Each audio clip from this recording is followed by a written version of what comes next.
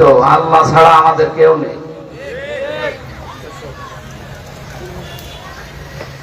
কোরআনে কারীম জানিয়েছে খালাকাল ইনসানা আল্লামাহুল বায়ান।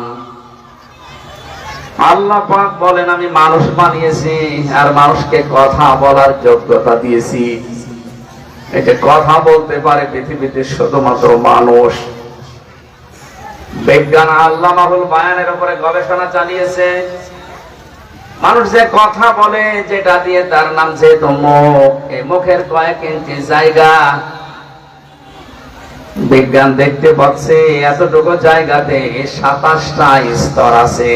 এগুলোর প্রতিটাই ধাক্কা লাগতে লাগতে শেষে কথা বের হয়। আমার আপনার কথা এক একটা বের হতে 27টা ধাক্কা, 27টা স্তর পার করা লাগছে। হাদিস জানিয়েছে প্রতিটি জায়গায় একজন করে ফেরেশতা আছে। এ ওর কাছে, এ ওর কাছে, এ ওর কাছে, এভাবে দিতে দিতে সর্বশেষ যখন মুখের কাছে আসে ফেরেশতাটা কথা সুন্দর করে বের করে দেয়। এর ভেতরে একটা ফেরেশতা যদি দায়িত্ব পালন না করে কিয়ামত পর্যন্ত হায়াত পেলে আপনি কথা বলতে পারবেন না। কত বড় দয়া আল্লাহ দেখিয়েছে আমাদের প্রতি। আমরা যারা কথা বলতে পারি তারা মুখ দিয়ে উচ্চারণ করেন আলহামদুলিল্লাহ। দরুদ আর সালাম পড়ছি আমাদের নবী মুহাম্মদ রাসূলুল্লাহ সাল্লাল্লাহু আলাইহি ওয়াসাল্লামের প্রতি, যাকে নবী হিসাবে রাসূল হিসাবে পেয়ে আমরা খুশি না বেজার? এমনকি তাকে নেতা হিসাবে পেয়েও আমরা খুশি। কারণ রাসূলের আদর্শ বাদ দিয়ে যত মানুষ নেতৃত্ব দিয়েছে, মানুষের দ্বারা জনপদ নিরাপদ থাকেনি, থাকা সম্ভব না। আমরা যাদেরকে মেনে চলি কারো চরিত্র, কারো জীবন আমাদের কাছে পরিষ্কার না। পরিষ্কার? আমরা জানি যাকে মেনে চলি ওর ছোটবেলায় ও কি করেছে। এতে এমন মানুষকে মানার জন্য কোরআনে কারীম নির্দেশ দিচ্ছে যার চরিত্রের ভেতরে কোনো ফাঁক ফোকর খুঁজে পাবেন না। ওয়া ইন্নাকা লাআলা খুলুকিন আযীম। হে নবী, অবশ্যই আপনি মহান চরিত্রের উপরে প্রতিষ্ঠিত। বলেন সুবহানাল্লাহ। এত বড় মহান চরিত্র পৃথিবীর কাউকে দেওয়া হয়নি, কিয়ামত পর্যন্ত দেওয়া হবে না। আমি বারবার এই কথাগুলো আনছি কেন? এই দেশে 15 বছর আমরা অনেক কথা এই আয়াত পড়ার পরও বলতে পারি নাই। ওটা ওপেন ভাবে হেদায়েতের জন্য বলছি। মন তৈরি করেন আপনি যেন কোরআন থেকে হেদায়েত পান। আরে এই কথা বলি এই সমস্যা কথা আপনার তো শোনা হচ্ছে না। আমি কিন্তু একটু পরে জিজ্ঞাসা করবো, যদি বলতে না পারেন এখানে উঁচু জায়গায় কথা বলছে।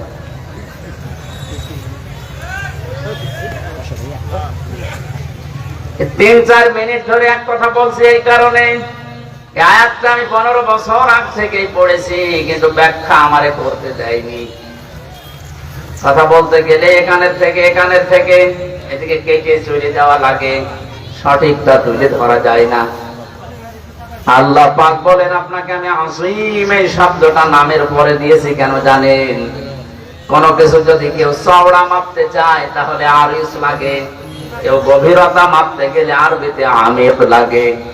আর আপনাকে আমি আল্লাহ এমন চরিত্র দিলাম আসীম, আমার সবচাইতে বড় নামটা আপনার চরিত্রের সার্টিফিকেট হিসেবে লাগিয়েছি।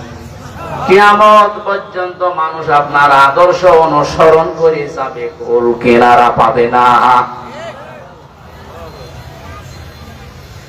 মানিকগঞ্জবাসী, ওটা আবার রিপিট করছি, কোরআন শরীফের কথা শোনার পরে যদি কারো মনের ভেতরে পরিবর্তন না আসে, ওর জীবন যদি না পাল্টায়, ও যেন বিশ্বাস করে নেয় যে ওকে আল্লাহ জাহান্নামে দেবে বলে মানে। এই পর্যন্ত বুঝেছেন কিনা? কোরআনের কথা শোনার পর যদি আপনার কোনো সন্দেহ লাগে তাহলে আলেম নিয়ে আসেন। কোরআন শোনার পরও যদি কারো মনের পরিবর্তন না হয়, ওর জীবন যদি ওইভাবেই কেটে যেতে থাকে, আল্লাহ জানিয়েছেন সে যেন বিশ্বাস করে আমি তাকে জাহান্নামে দেব। এই জন্য বানিয়েছি।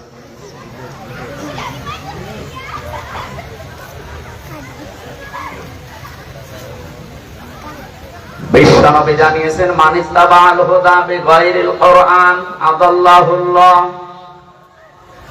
এমনকি কোরআন বাদ দিয়ে পৃথিবীর কোন জায়গায় যদি কেউ ভালো হবে এই নিয়তেও যায়, আল্লাহ এত বেশি রেগে যায়। আদাল্লাহুল্লাহ। কত আলেম এখানে বসে আছে, শব্দটা ভাবে ফাল থেকে এসেছে। যদি দল্লায়া দিল সরাসি মুজাররদ থেকে আসতো, তাহলে বাংলা অর্থ হয়তো আপনি নিজেই নিজেকে খারাপ বানিয়ে ফেলেছেন। ভাবে ফাল থেকে আসার কারণে মুতাআদ্দি এই শব্দটার বাংলা অর্থ দাঁড়িয়েছে। আপনি হয়তো কোনো জায়গায় ভালো হওয়ার নিয়তে গিয়েছিলেন, কোন দল করতেন ভালো হয়ে থাকার জন্য, কিন্তু কোরআনে কারীম সেখানে ছিল না। এই জন্য আল্লাহ নিজে দায়িত্ব নিয়ে আপনাকে গোমরাহ, খারাপ, জাহান্নামী বানিয়ে দেবে। কথাটার ওজন কত আপনি টের পাচ্ছেন? প্রশ্ন আসতে পারে, আল্লাহ খারাপ বানাবে কেন? কারণ হচ্ছে পৃথিবীতে যে কোরআনে কারীমের নাম শুনছেন, এটা আল্লাহর নিজের মুখের বাণী। আমার কথা যেন আমার কাছে গুরুত্বপূর্ণ, দামি। কোরআনের কথাগুলো আল্লাহর মুখ থেকে বের হওয়া, এজন্যই এত দামি আল্লাহর কাছে পড়া। এই হাদিসের ব্যাখ্যা করতে গিয়ে বিশ্বনবী জানিয়েছেন, উম্মতেরা, কোরআন যেখানে নেই, জেনে হোক না জেনে হোক, জীবনেও সেখানে যাবা না, গেলে কিন্তু আল্লাহ দায়িত্ব নিয়েছে তোমারে খারাপ বানানোর। এটার বাস্তব প্রমাণ বাংলাদেশের বহু জায়গাতে আপনি দেখবেন, কোরআন যেখানে নেই, কোরআনের নিয়ম নীতি চলে না, অথচ অনেকে যায় ভালো হওয়ার জন্য। কাজটা পুরা উল্টিয়ে যায়, দেখা যায় ভালো হওয়ার নিয়তে যায়, কিন্তু পুরা খারাপ হয়ে বাড়িতে আসে। এ প্রমাণ আমার কুষ্টিয়া লালনের মাজার। ওখানে কিন্তু মানুষ যারা যায় মানিকগঞ্জ থেকে, এরা খারাপ ধারণা নিয়ে যায় না, তাহলে এত টাকা খরচ করে যেত না। এরা তো মনে করে আল্লাহর ওলি শুয়ে আছে ওখানে, লালন শাহ, অথচ ওখানে কোরআনের কোন নিয়ম নীতি যে পায় না, দেখে প্রকাশ্যে শিরিক চলছে, আল্লাহর সেজদা দিয়ে বাদ দিয়ে কবরের সেজদা দিচ্ছে। এমনকি প্রকাশ্য কিছু গুনাহ আমরা 15 বছর আরো বেশি দেখেছিলাম। সারা দেশে আপনি কুড়িয়েছে, কয় মন গাঁজা না পাবেন, ওর চাইতে বেশি গাঁজা পাওয়া যায় ওখানে। রাত 9টার পরে অন্ধকার হয়ে যায়, মনে হয় সব আরো সে আছে। বলেন তো, যারা গিয়েছিল একটা খারাপ হবো, আগে বিড়ি খেত না, এখন বিড়ি খাচ্ছে। আগে গাঁজা কি বুঝতো না, এখন গাঁজা খাচ্ছে। এই একটাই নিয়ম হচ্ছে, যেখানে কোরআন নেই ওখানে কেউ ভালো হওয়ার নিয়তে গেলেও আল্লাহ নিজে তাকে খারাপ বানিয়ে দেয়। এতটুকু ঠিক বলে শেষ করবেন। এখানে যারা এসেছেন, নাকি আর একটা সিদ্ধান্ত নিয়ে বাড়ি যাবেন? আজকে থেকে যতদিন আজরাইল না আসে, কোরআন যেখানে নেই, ওই দল যদি আমার বাবাও গঠন করে, আমি ওখানে নেই। এটা একটু আসতে পারে, এত জোরে বললে এত সমস্যা। আমি সমস্যার কথা কি বলছি আপনি বোঝেন উনি এখনও। কোরআন যেখানে নেই, ওই দরবার যদি আমার বাবা চালু করে, আমি ওখানে নেই। ওখানে থাকলে আমাকে গোমরা বানিয়ে দেবে হামজা কে? এদেশে এখন কত রাজনৈতিক দল আছে আপনি বলেন, যে দলে কোরআন চলে না, কোরআনের নিয়ম নীতি নেই, কোরআনের কর্মসূচি দিয়ে সে দল নেই। ও দল যদি আপনার বাবাও তৈরি করে, আপনি ওই দলে থাকতে পারবেন না। জানি এটা শুধু সামিয়ানার নিচে ঠিক বলছেন, আপনি বাইরে যে ঠিক রাখতে পারবেন না। তাহলে আমার মনে হয় মোনাজাত করে দেওয়া ভালো না, আমার কেউ ওয়াজ করবো যে হাদিস বললাম, এটা মনে হয় ভুল হয়ে গেছে নাকি? 100% বিশ্বাস করেন তো নাকি দরবেশ বাবার মতো যে কোরআনেও ভুল আছে? অবশ্যই কোরআনে সমস্যা আছে, তো মেজর না। হাদিসে তো বহু সমস্যা। ওর ঈমান ওই দিনই নষ্ট হয়ে গেছে। এই কারণেই তো দাড়ি কেটে পালাচ্ছিল। তাছাড়া কোন ঈমানদার যার ঈমান আছে, নবীর সুন্নাতের উপরে মায়া আছে, ধরা পড়বে। তাতে কি, অন্যায় করলে তো ধরা খাবে। আজ কিছু কিছু কাজ কারবার দেখে অনেকের মায়া জন্মাচ্ছে, এত খারাপ কাজ মানুষ করে, ওরা যা করেছে তাই বলে আপনি তার উপরে এইভাবে 2 কিল দেবেন। আজকে যে হাসানুল হক ননু না কি নাম যেন, ননু, একজনের তো শুনলাম ননু উড়ে গেছে। আরে ননরে আজকে কোর্টে তুলতে গিয়ে একজন দিয়েছে লাঠি। কত ঘৃণা থাকলে একটা মানুষ আপনাকে লাঠি মারে আপনি বলেন? কেউ পচা ডিম খাচ্ছে, কেউ পচা পানি খাচ্ছে। এই দৃশ্যগুলো দেখে যদি কারো খারাপ লাগে, কোরআনে কারিমের সূরা সূরা 41 নম্বর আয়াত আপনি কে বাদ দিয়ে দিন। ওয়ালামানিন তাসারা বাদা যালিকা বাদা যুলমিহি ফাউলাইকা মা আলাইহিম মিন সাবিল। আল্লাহ পাক বলেন, তোমাদের উপরে যতটুকু অত্যাচার হয়েছিল অতটুকু যদি করো তাতে কোনো দোষ নেই।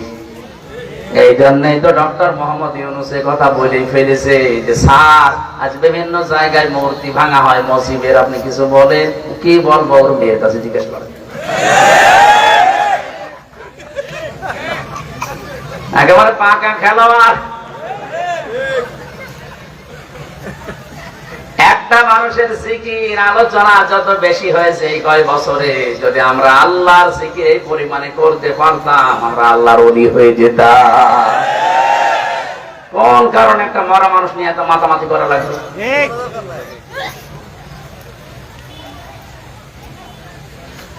তাকে চিরস্মরণীয় করার জন্য, মানুষের মুখে মুখে তার নামটা উচ্চারণ করার জন্য মোড়ে মোড়ে তা বানিয়েছিলেন। এক বেলা টিকেছে? শুধু যেই শুনেছে উনি প্লেনে বা হেলিকপ্টারে উঠেছে, বিকাল আসতে আসতে সারা দেশে সব মাটি নিচে। আমার কুষ্টিয়ায় যেটা ছিল এটা ভাঙতে পারছিল না, ক্রেন নিয়ে এসে ভেঙেছে, এত শক্ত পান।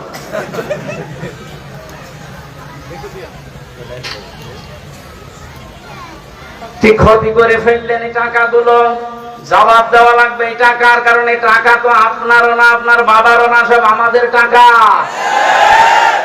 এটা হকল এবার যেহেতু নষ্ট হয়েছে, এই জন্য আপনার বাবাও কষ্ট পাবে, আর আপনি মারা গেলে তো কবর জাহান্নাম, কেউ বাঁচাতে পারবে না। কারণ হকল এবার শুধু আমির হামজার একা না, এদেশের 18 কোটি মানুষের টাকা ছিল ওই মূর্তি বানানো টাকার ভেতরে। তাদের সবার অনুমতি নিয়ে বানিয়েছিলেন, তাহলে তারা তো মাফ করবে না। আর মানুষ যদি মাফ না করে, ওইটা আল্লাহ মাফ করবে। জালেমদের সবচেয়ে বড় ক্ষতি এইটা, যারা জুলুম এমন ভাবে করে, আল্লাহর কাছে করলে তো উনি মাফ করে দিবেন। এমন এমন জায়গায় করেছে, এই কত হাজার হাজার কোটি টাকা দিয়ে মূর্তি বানিয়েছেন, বিভিন্ন জায়গায় নাম তুলে আবার নামকরণ করেছেন। এই সমস্ত ক্ষতির কারণে যারা মারা গেছে তাদের টাকাও ছিল, ওই মানুষগুলোকে এখন কবরে যে আপনি মাফ পাবেন কি করে? এমনকি যারা জীবিত আছে তারা তো সবাই মাফ করবে না, হয়তো 100 জনের 70 জন আপনাকে মাফ করবে না, 30 জন মাফ করে দিয়েছে। এই 70 জনের কি হবে বলেন? এখানে ক্ষতি হয়ে গেল, আপনার বিরাট একটা ক্ষতি হয়ে গেল। দুনিয়াও আপনার শেষ, আর মাত্র 45 দিন মনে হয় না, কয়দিন আছে? 23 দিন। হ্যাঁ 23 দিন, 25 দিন। 25 দিন পরে আপনি কোথায় যাবেন? আসলে তো মানুষ পিটিয়ে মেরে ফেলবে। আজকে একটা লাইভ দেখছিলাম, এক যুবক বলছে, আসো আসো ভাতিজা আসো। তো আমার এসে কি করা লাগে আমরা দেখতেছি। যতগুলো মামলা হয়েছে, এই মামলার যদি কিছু না কিছু যদি 2 দিন করেও রায় দেয়, তাও তো যত হায়াত আছে ও শেষ হায়াত পর্যন্ত জেলে থাকা লাগবে। এই জন্য বড় ক্ষতি করে ফেললেন নিচে। আর যাদের রেখে গেলেন এরা তো আছে আরেক জাহান্নাম। এই যে 3 ইঞ্চি ছিল, একে রাস্তায় আসতে পারছে, কি জীবন তৈরি করেছিল। 3 ইঞ্চির নাকি যে সহকারী ছিল, ও 1000 কোটি টাকার মালিক। কি আশ্চর্য একটা দেশ গড়েছিল বলেন তো। 5 টাকা খরচ হবে একটা জায়গায়, সেখানে 5000 বাজেট করছে। কথা বলছে না কেন? যদি মিথ্যা মনে হয়, এই যে রেল যেটা পড়ে গিয়েছিল মেট্রো রেল, বলেছিল 1 বছর লাগবে, অথচ এই মাত্র 21-22 দিনে সব কমপ্লিট করে আজকে থেকে চলা আরম্ভ হয়েছে। তার মানে বোঝা যাচ্ছে কত রকমের দুর্নীতি এই দেশে টপ টু বটম হয়েছে, সবগুলো এখন একটা একটা করে ধরা পড়ছে। আমার আগে যিনি কথা বলছিলেন না আয়নাঘর সম্পর্কে, আমি নিজে তো ছিলাম মাটির নিচে, আমি দেখেছি যারা আজ মায়া কান্না করছেন, সব শেষ করে ফেললেন, সত্যি আপনাদের ওই জায়গায় ব্যারিস্টার আরমানের মতো 8 বছর রাখা দরকার। আপনার মুখ দিয়ে জীবনও ওই কথা আর বের হবে না। জালেমরা যা করেছে আল্লাহর আরশ পর্যন্ত টিপে গেছে। আপনাকে সারা দেশের 18 কোটি মানুষ যদি মাফ করে দেয়, ব্যারিস্টার আরমানের স্ত্রী জীবনও মাফ করবে না, কারণ তাকে 8টা বছর স্বামী নেই কি আছে সে জানতোই না। মারা গেলেও তো একটা বিশ্বাস থাকতো যে মরে গেছে, আমি আর এক জায়গায় বিয়ে করি, এক কথা বলে না কেন? আর আপনি কি করলেন? জানতেও দিলেন না যে বেশি আছে কিনা। আমি জেলে থাকাকালীন ডিজিএফআই এর একজন সদস্য জেলে ছিল, আমারে বলছিল যে হুজুর আমি কিছু গোপন কথা বলতাম কিন্তু বলতে পারছি না, বললে আমারে মেরে ফেলবে। আমার সাথে ছিল মুফতি ফখরুল ইসলাম, উনিও বলছিল যে আমারে নিয়ে মাটির নিচে এমন ভাবে রেখেছিল, পেছনে এই হাত বেঁধে পায়ের ভেতরে সেকল দিয়ে 24 ঘন্টা এইভাবে টয়লেট করার জন্য মানুষ 1.5 মিনিট সময় দিত। আপনি কোন কারণে অত্যাচারটা করলেন? এমনিতে তারে নিয়ে যান, একটু বসিয়ে সুঝিয়ে 2-1টা ঘা দিয়ে বিদায় করে দিন। তা 1 দিন 2 দিন 8 বছর 10 বছর 12 বছর একটা মানুষকে কবরের মতো জায়গায় ফেলে রেখেছেন, আর এখনো যদি বলেন যে আমি কি করেছি যে মানুষ এরকম করছে, এইদিকে আসে কি করেছেন আপনাকে দেখাচ্ছি। উপদেষ্টা যিনি আছেন, এই যে আমাদের বয়সী আসিফ, এই ছেলেটা জানিয়েছে যে আয়না ঘরকে বিলুপ্ত না, ধ্বংস না, ওইভাবে রেখে দেওয়া লাগবে। যারা পরিদর্শন করতে আসে বিভিন্ন জায়গা থেকে, তাদের জন্য টুরিস্টের প্লেস হিসাবে রাখবো, মানুষ যেন বোঝে দুনিয়াবাসী যে এই দেশে একটা জালেম ছিল।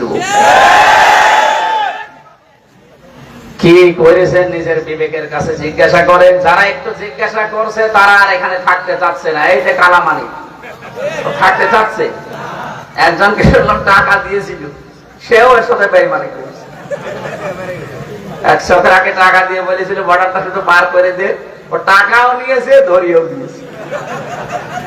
এমন পেটানো পেটিয়েছে, শেষে ওর সেই হাসানো ননু শেষ। এই জালেম গুলো আমাদেরকে যখন মাজায় দড়ি দিয়ে ছাগলের মতো টেনে নিয়ে যেত, ওরা টিপমনি কাটতো। আল্লাহ একেবারে খাপের খাপ মমতাজের বাপ দেখিয়ে দিয়েছে।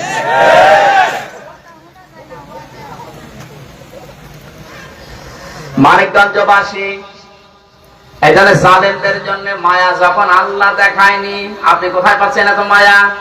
উনি বানিয়েছে, ওনার চাইতে আপনার মায়া দয়া বেশি নাকি?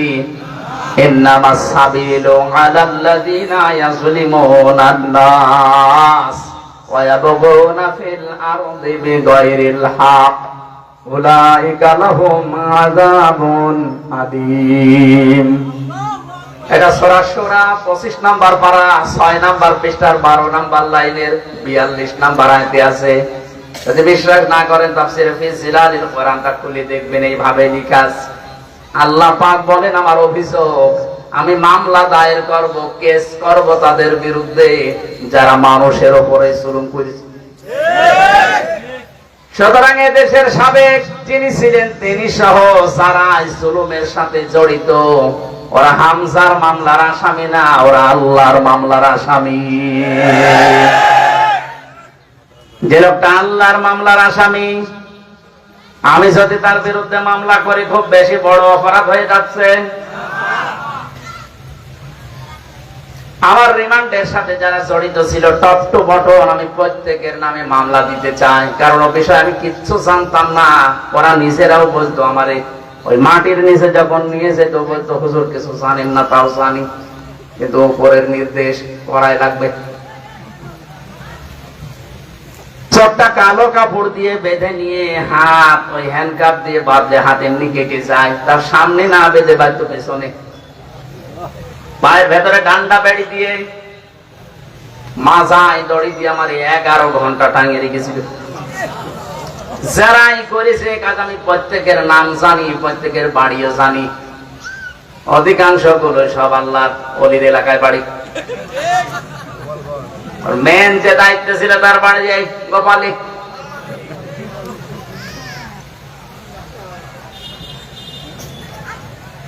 জামাত ইসলামের সংগ্রামী আমির ডাক্তার শফিক রহমান জানিয়েছে, আমরা কারো উপর অত্যাচার জুলুম নির্যাতন করব না, কিন্তু যতটুকু পেয়েছি অন্তত অতটুকু তো করা দরকার। এখন যদি আপনি মজলুমের পক্ষে কথা না বলে জালেমদের পক্ষে সাফায় গান যে মাফ করে দাও, তাহলে মজলুমের উপরে জুলুম করা হবে। আপনি তো ওই জায়গায় ছিলেন না, যে ছিল সেটার পাচ্ছেন। ভেতরে কত বড় চাপা দুঃখ ক্ষোভ থাকলে কথাগুলো এমনি এমনি বের হচ্ছে।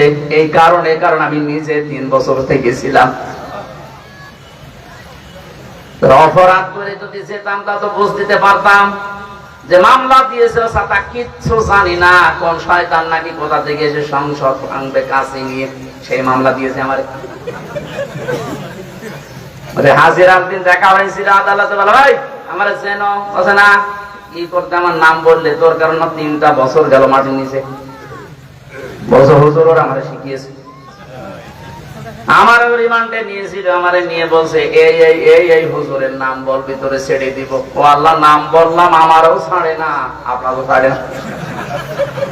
জজ এই কথা শুনে জজও হাসে যে কি বিচার, কি রায় দেব। জজ শুধু এই 5 তারিখের আগ পর্যন্ত যত হাজিরা দিতে গেছি শুধু উপরের নির্দেশ, এই জন্য খালি রায় পাল্টিয়েছে। পরবর্তীতে আমার মনে হয় এবার গেলে আর পরবর্তী লাগবে না, কারণ জজ যে কথা শুনে হেসে ফেলে। বলেন তো সে কি আসলে মামলা? শয়তানও যদি থাকতো হাসতো, আল্লাহ আপনি আমার শয়তান বানিয়ে গেছে। এটা মিথ্যা মামলা দিয়ে হাজারো মানুষের জীবনটা নষ্ট করে দিলেন, তার সময় নষ্ট করলেন, তার সম্পদ নষ্ট করলেন। আমার বাবার কাছ থেকে আমারে ধরার পরে একবারে 10 লাখ টাকা নিয়েছেন, বলেছেন একটা মামলা আর দেব না। পরবর্তী দিন আবার আপনি আরেকটা মামলা দিয়েছেন। আমার বলছে 50টা মামলা দেবো, এক এক জেলায় এক একটা। আপনি সারাদিন ঘুরতে ঘুরতে জীবন শেষ হয়ে যাবে। দেখেছেন, যেই নিয়ে শুনে আমার কষ্ট। এখন ওদের নামে এরকম 50-এর ডবল 100টা মামলা দেওয়া দরকার না? এই নিয়ে বস কেমন লাগে? জালিম এই শব্দটা যে কত ভয়ঙ্কর, আল্লাহ নিজে এদের বিরুদ্ধে কিয়ামতে মামলা দায়ের করবে। আপনার কি মনে হচ্ছে হামজা মামলা দায়ের করছে না করছে? সরাসরি যিনি বিচারপতি তিনি। আলাইসাল্লাহু বিআহকামিল হাকিমিন, আল্লাহ বলেন আমি কি সব চাইতে বড় বিচারক না? আমি নিজেই বিচার করব, আমি নিজেই মামলা দেব। কে দাঁড়াবে তোর পক্ষে বলেন? এই জন্য যারা জুলুম করেছিলেন এতদিন, আপনার কপাল খারাপ। আপনি নিজের কপালে নিজে কোড়াল লাগিয়েছেন, কপাল নষ্ট হয়ে গেছে আপনার। দুনিয়া শেষ, চোখ বন্ধ হওয়ার পরে আপনি আল্লাহর মামলার আসামি। কত বর্ষদিন ছিলাম আমি রাজবাড়িতে, ছাত্রলীগের এক ভাই এসে হাত পা জড়িয়ে ধরছে, বলছে হুজুর আমি ভুল করে ফেলেছি, কি করলাম জীবনে, আপনি আমারেও মাফ করেন। কারণ আপনি জেল থেকে বের হওয়ার পরে আমার এখানে মাহফিল ছিল, আমি হতে দেইনি। আমার এখানে যিনি দায়িত্ব ছিল ওই যে কেরামত মেরামত, এই শয়তান আমারে বলেছিল এটা বন্ধ করা লাগবে। আমি নিজে এসে বন্ধ করে দিয়েছিলাম, পুলিশ নিয়ে। আপনি আমার আজকে মাফ করেন। আমার কাছে না, হাজার হাজার মানুষ আসতো কোরআন শুনতে, সবার কাছে মাফ চাওয়া লাগবে। মানিকগঞ্জবাসী, এই জন্য এখনো পর্যন্ত যারা জালেমদের পক্ষে স্ট্যাটাস দিচ্ছেন, আপনার বিবেকে মনে হয় কুকুরে পোশাক করে দিয়েছে। এর পরবর্তী শব্দ আরো কঠিন। এটা বললে দেখবেন খাপের খাপ আজ মিলে যাচ্ছে। কোরআনে কারীম জানিয়েছে ওয়ায়াবগুনা ফিল আরদি বিগাইরিল হক। আল্লাহ মামলা দায়ের করবে 2 শ্রেণীর মানুষের বিরুদ্ধে। 1 নম্বরে যারা মানুষ হয়ে মানুষের উপরে জুলুম করেছে, 2 নম্বরে যারা বিনা কারণে বিদ্রোহ করে দুনিয়ায় বিশৃঙ্খলা তৈরি করার জন্য চেষ্টা চালিয়েছে। এখন যেটা চলছে, এটা বিদায় নেওয়ার পর দিন থেকে হিন্দুদেরকে দিয়ে কিছু তৈরি করেছিল, হালে পানি নেয়নি। এরপরে আবার শুরু করেছিল বিচারপতিকে দিয়ে, ছাত্রদের মোকাবেলায় সে ষড়যন্ত্র নিঃশেষ হয়ে গেছে। এটাও যখন পারে নাই, এখন চালিয়েছে আনসার দিয়ে। কিসের আনসার? পুলিশ ছাড়া যদি দেশ চলতে পারে, আনসারের কোনো দরকার নেই, ও ছাতা বিলুপ্ত করে দেন। আজকে সকালে সেনাবাহিনীর প্রধান ঘোষণাও দিয়েছে যে ও ছাতার কোনো দরকার নেই, তো দরকার নেই। কি হবে আনসার দিয়ে? আমি তো আনসারের কোনো কাজ পাই না। আরে ভাই, পুলিশ এই বাহিনী ছাড়া যদি দেশ এই 17-18 দিন চলতে পারে, তো আনসারের কি কি দরকার? বেকার বেকার ওদের পেছনে টাকা খরচ না করে কাজ করে খান।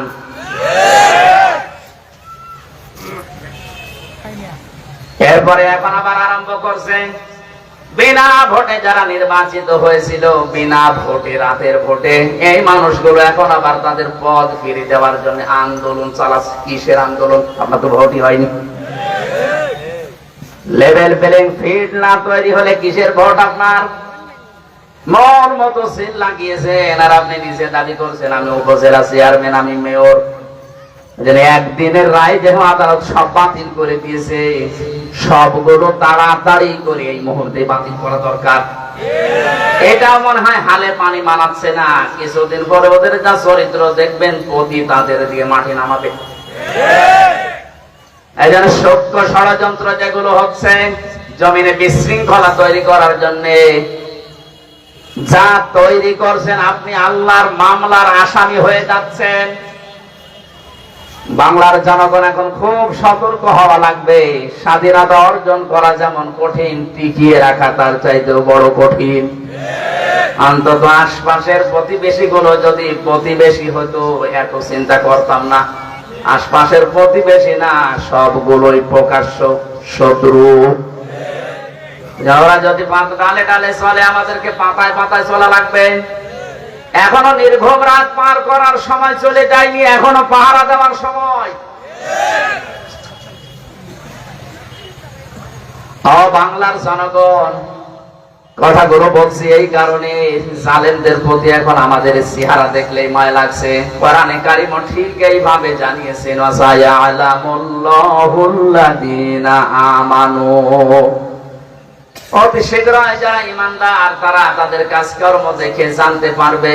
অতি শীঘ্রই যারা জালেম তারাও তাদের কাজ কারবার সম্পর্কে জানতে পারবে। আল্লাহ মনে হয় আয়াতগুলো এখনই নাযিল করলো। এই জন্য জালেম যারা আছেন, এখন আর জুলুম না, থামবেন। আপনার প্রতি যতটুকু হয়েছিল অতটুকু করলে আপনার দোষ নেই, কিন্তু ওর চাইতে বেশি করলে আপনি জালিম হয়ে যাবেন।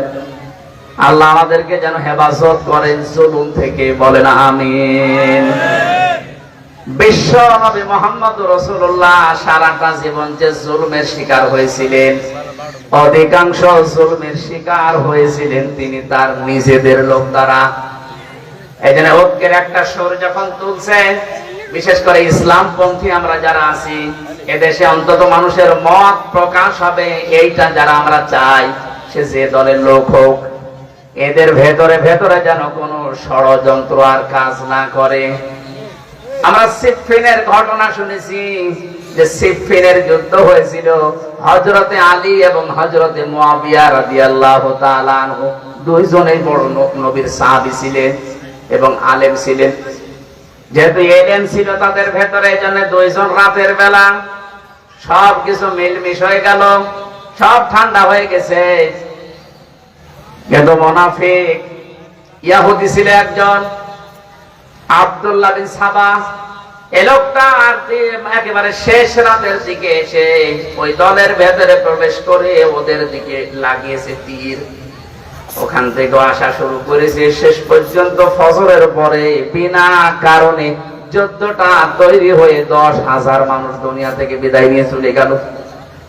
আমাদের সময় কিন্তু ঠিক ওই রকম পর্যায়ে আছে। এই মুনাফিকেরা, এই জালেমেরা ভেতরে ভেতরে প্রবেশ করে ছোটখাটো বিষয় নিয়ে মনোমালিন্য তৈরি করে আবার আমাদের ভেতরে গন্ডগোল তৈরি করে না দেয়। স্বাধীন যখন হয়েছি এটা টিকিয়ে রাখার জন্য যা ছাড় দেওয়া লাগে সব ছাড় দেওয়া লাগবে। আরে ভাই, আগে তো বসে থাকবেন, দাঁড়িয়ে থাকবেন, এরপরে তো বাকি কথা। দাঁড়াতেই তো পারতেন না, বসতেও পারতেন না। এ বিষয়টা যখন সামনে আমাদের এসেছে, আস্তে আস্তে সব হবে, কোনো চিন্তা নেই। আমার জেলখানার প্রথম 1.5 বছর ছিল জনাব তারেক জিয়া, ওনার যে পিএস আছে নুরউদ্দিন অপু ভাই, ওনার সাথেই ছিলাম। লোকটার কাছে বহু কথা, বহু বাস্তবতা আমি শিখেছি।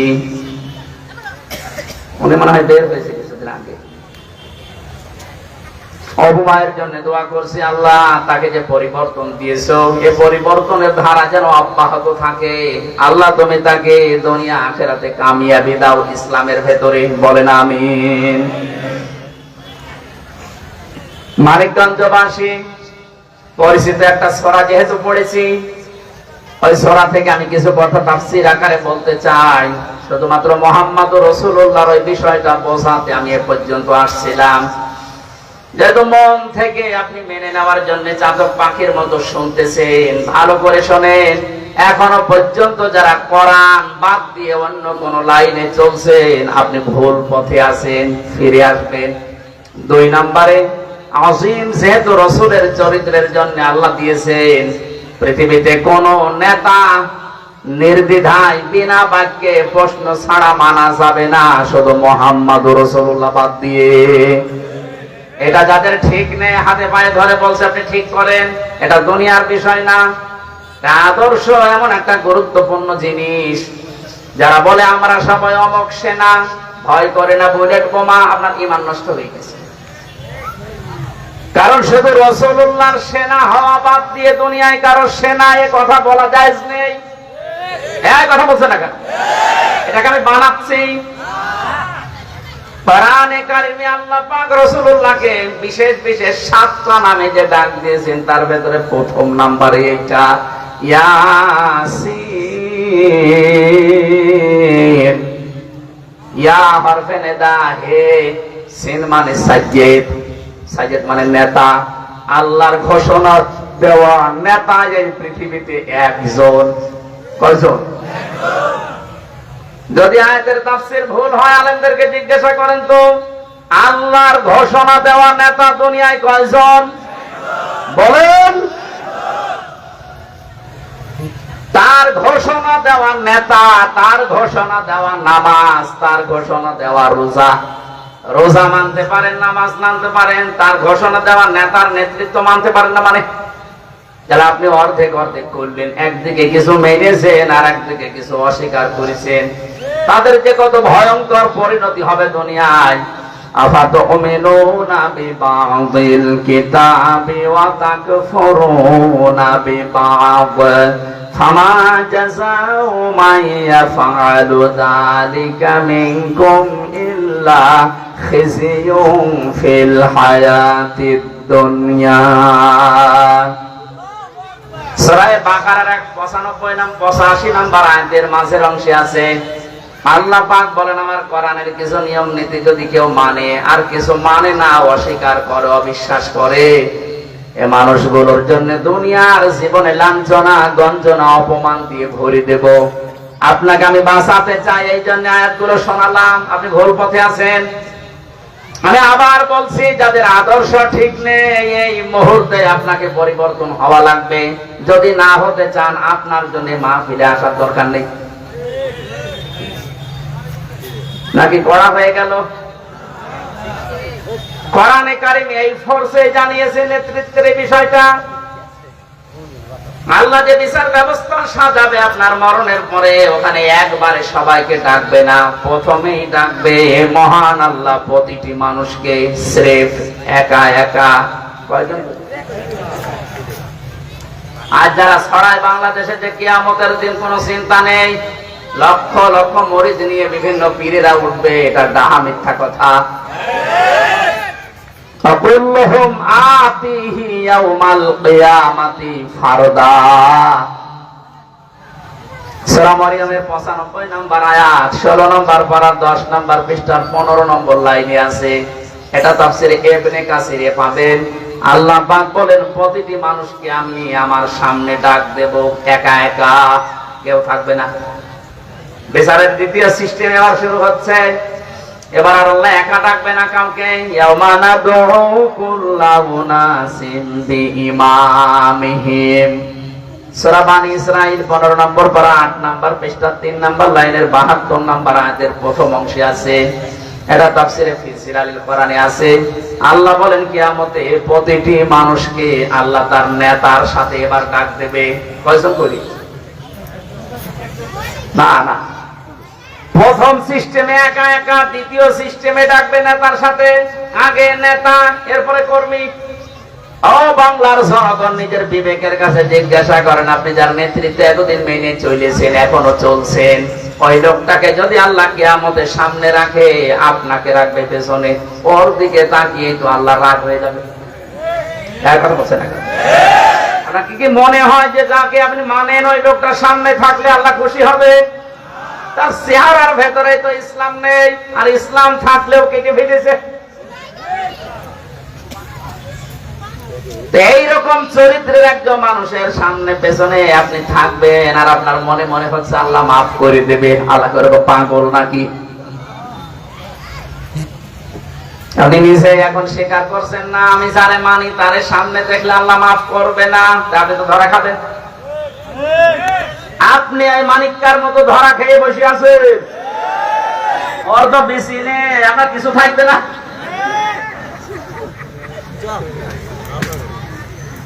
আমি শুধু হাসির খোরাকি দেওয়ার জন্য বলি না, এতক্ষণ বক বক করছি একটা বিষয়ের জন্য, যাদের নেতা ঠিক নেই। এটা দুনিয়ার বিষয় হলে আল্লাহর কসম, কোরআনের কসম আমি বলতাম না, এটা আখিরাতের বিষয়। যাদের ঠিক নেই, আল্লাহর কসম করে বলছি, ঠিক করে মারা যান, কবরে গেলেই কিন্তু 3 নম্বরে এই প্রশ্নটা দেওয়া হবে, মান হাযার রাজুল, এরকম কি ছিল? আপনি যাদের আদর্শ না মানতে পারেন, তাকে নেতৃত্বের জায়গায় যদি নিয়ে আসতে না পারেন, বলবেন লা আদরি, আমি কিচ্ছু জানি না, এই লোকটাকে চিনি না।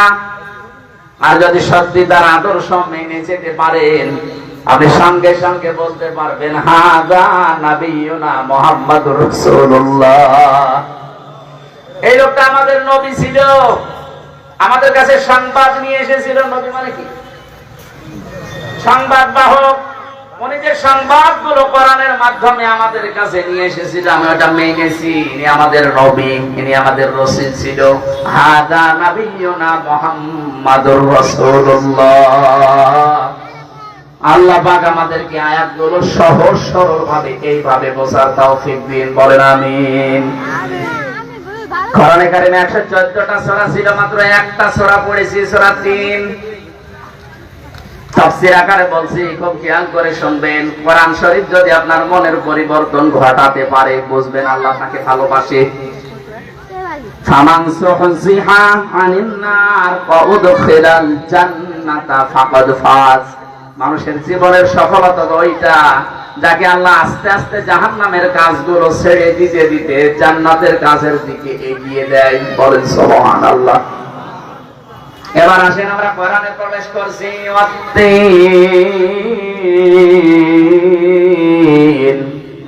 আল্লাহ বলেন তিনের কসম। কিসের কসম? এই যে শব্দটা শুরু করেছেন ওয়া দিয়ে, ওয়া কসমিয়া। এই পৃথিবীতে আল্লাহ যে কোনো বিষয় বোঝাতে চাইলে ওই বিষয়ের সাথে সম্পর্কিত রিলেটেড যেটা আছে তার কসম দেন। আর আমরা সৃষ্টি জগতে যারা আছি, আমরাও কসম মাঝে মাঝে দেই। কেউ কেউ কসম দেয় প্রেমিকার মাথায় হাত দিয়ে। আরে ভাই, ওর মাথায় হাত দেওয়া জায়েজ নেই, এবার বলছে না। কেউ মসজিদের দিকে তাকিয়ে মসজিদ ঘরের কসম দেয়, কেউ সন্তানের মাথায় হাত দিয়ে কসম দিচ্ছে, কেউ কোরআনের কসম দিচ্ছে, একটাও জায়েজ নেই। কসম দেওয়া শুধু জায়েজ আছে আল্লাহর নামে। যেহেতু সবচাইতে বড় মনে করি আমরা কাকে?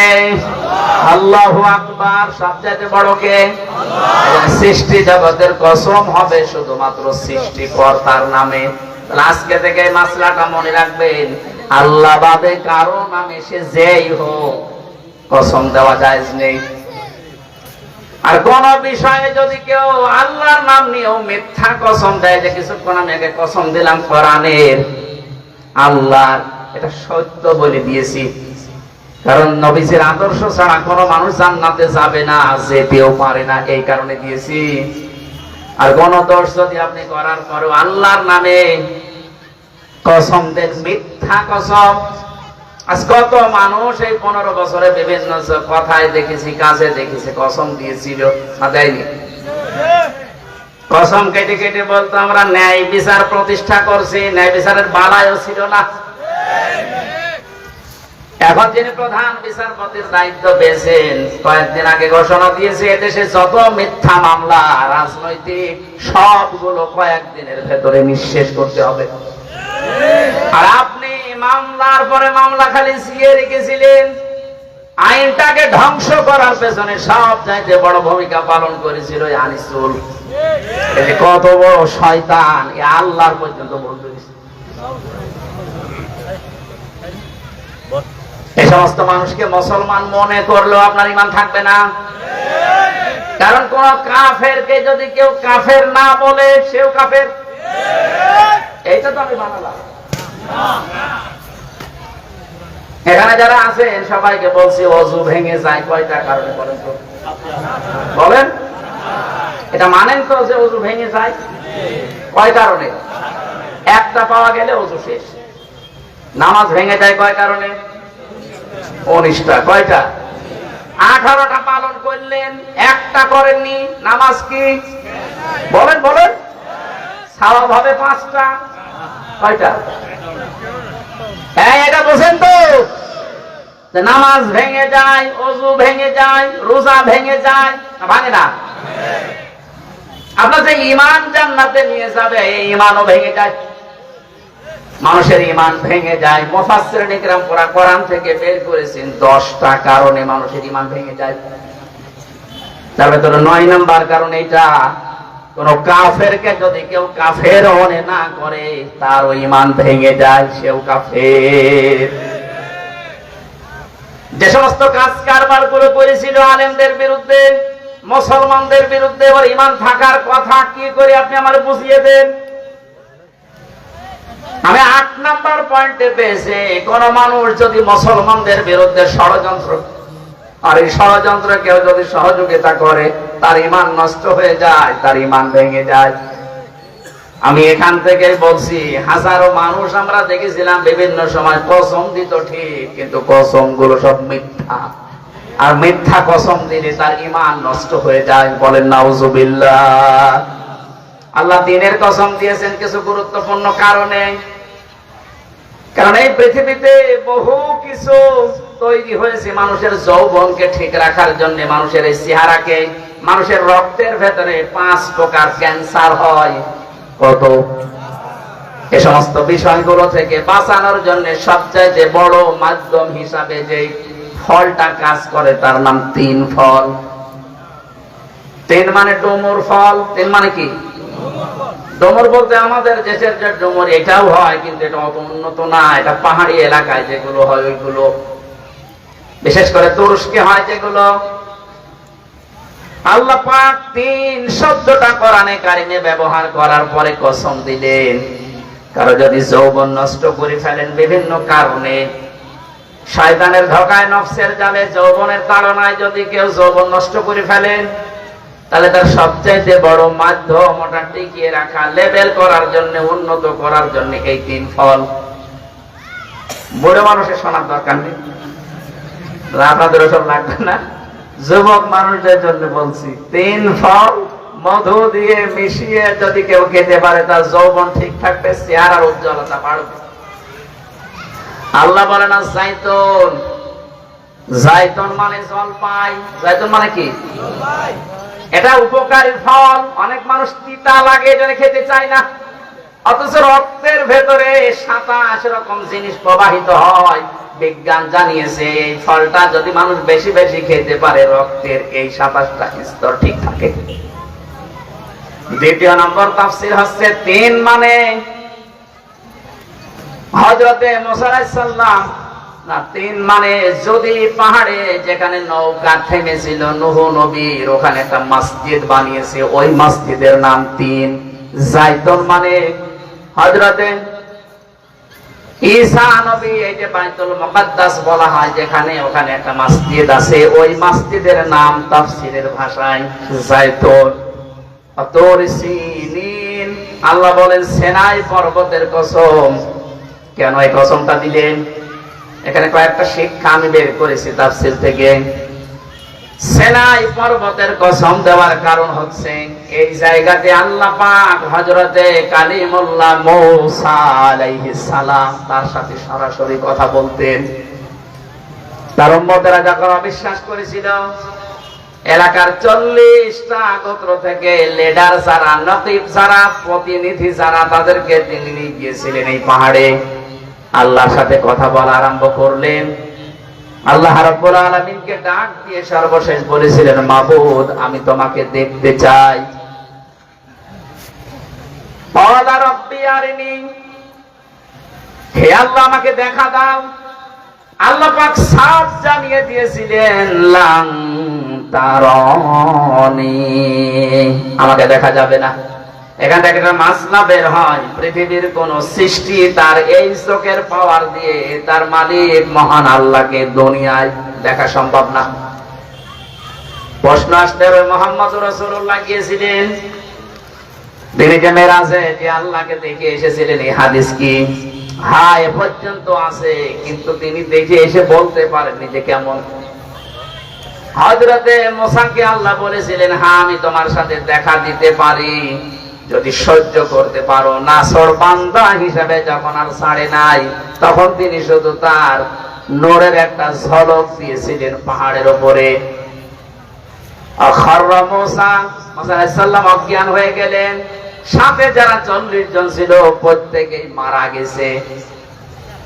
আল্লাহ রাব্বুল আলামিন তার সাথে যেহেতু এই ময়দানে কথা বলেছিলেন, এই পাহাড়ি এলাকায়, এই পাহাড়ের মর্যাদা আল্লাহর কাছে বেশি, এজন্য এই বিষয়টার কসম আল্লাহ এখানে তুলে ধরেছেন। ওয়াহাদাল বালাদিল আমিন, আল্লাহ পাক বলেন একটা নিরাপদ শহরের কসম দিলাম, তার নাম মক্কা শহর। কোনটা? এখানে তাফসীর হচ্ছে মক্কার কসম কেন দিলেন? মক্কা শহর নিরাপদ, এই শহরটা নিরাপদ করার জন্য আল্লাহ পাক যত বিধান দিয়েছিলেন তার ভেতরে অন্যতম বিধান হচ্ছে এখানে আল্লাহর ঘর কাবা শরীফ আছে। এটা পৃথিবীর শ্রেষ্ঠ একটা নিদর্শন। আল্লাহর নিদর্শন যেখানে থাকে ওই জায়গাটা আল্লাহ নিরাপদ বানায়। এই যে মদিনাতে আল্লাহর নিদর্শন হচ্ছে মুহাম্মদুর রাসূলুল্লাহর এই রওজা, এটা নিদর্শন না? এত বড় একটা নিয়ামত আল্লাহ পাঠালেন মক্কায়, এই মানুষগুলো দাম দেয়নি এই নিয়ামতের। এজন্য যারা মর্যাদা দিয়েছিল এই নিয়ামতের, কিয়ামত পর্যন্ত আল্লাহ তাদের বুকের মাঝখানে রাসূলুল্লাহকে রেখে দিয়েছেন। অথচ যেখানে পাঠালেন সেখানে বেশি দিন থাকতে পারেনি। কথা বলেন না কেন? সেখানে খুব বেশি হলেও নাই 50 বছর ছিলেন। কিন্তু কিয়ামত পর্যন্ত রাসূলুল্লাহ থাকবেন যেখানে, তার নাম মদিনা। তার নাম কি? এই জায়গাটা আল্লাহ এত নিরাপদ করে দিয়েছেন তার এই নিদর্শন থাকার কারণে। এখান থেকে মুফাসসিরিন ইকরাম শিক্ষা বের করতে চেয়েছেন, এটা যেখানে আল্লাহর নিদর্শন থাকে ওই জায়গাটা মহান আল্লাহ নিরাপদ বানিয়ে দেয়। এখন পৃথিবীর ময়দানে সবচাইতে বড় নিদর্শন হচ্ছে আল্লাহর কোরআন। এটা মানেন না? আরো জোরে বলেন। সুতরাং এই 56,000 বর্গ মাইলের এই বাংলাদেশকে যদি আমরা নিরাপত্তা বেষ্টিত করতে চাই, কোরআন ছাড়া কোনো উপায় নেই। এখন আর দলমত দেখা যাবে না। মুসলমান যারা আছেন সব ঐক্যবদ্ধ হওয়া লাগবে। এমনকি অন্য ধর্মের যারা আছে তারা আওয়াজে কথা বলতে বাধ্য হচ্ছে। আজকে একজন হিন্দু স্ট্যাটাস দিয়েছে, লাইভে মোবাইলে দেখলাম, বলছে যে আলেমদের যে ভূমিকা এখন এই বন্যার্তদের জন্য, এতদিন পর্যন্ত ভুল বুঝেছিলাম এই হুজুরদেরকে, এরা যদি সত্যি আমাদের মাথার উপরে আসে আমরা মায়ের কোলে থাকবো। জোরে বলেন সুবহানাল্লাহ। ও মানিকগঞ্জবাসী সবাইকে আহ্বান জানাচ্ছি, আল্লাহর নিদর্শন যেখানে রাখে সেটা বালাদিল আমিন হয়ে যায়। সুতরাং আমাদের এই দেশে যদি সত্যি আল্লাহর বিধান 500টা আছে কার্যকর আমরা দেখতে পারি, আল্লাহর কসম দিয়ে বলছি এই জমিনটা আপনি বালাদিল আমিন পেয়ে যাবেন। হজ করতে গিয়েছিলাম 16 সালে। আরাফাতের ময়দান থেকে আসার পরে যে রাত কাটানো লাগে একটা চাটিয়াল ময়দানে মরুভূমিতে, লক্ষ লক্ষ মেয়ে পুরুষ এক জায়গায় আছে, তাও বুড়া না, যুবক যুবতী। কথা বলে না কেন? আবহমান কাল থেকে নিয়মটা চলে আসছে, কিন্তু আজ পর্যন্ত কোন রিপোর্ট আমি আজ পর্যন্ত শুনি নাই, পাই নাই যে 5টা মেয়ে ইজ্জত হারিয়েছে। কথা বলে না কেন? এটা হচ্ছে কিসের জন্য একটু চিন্তা আসে না?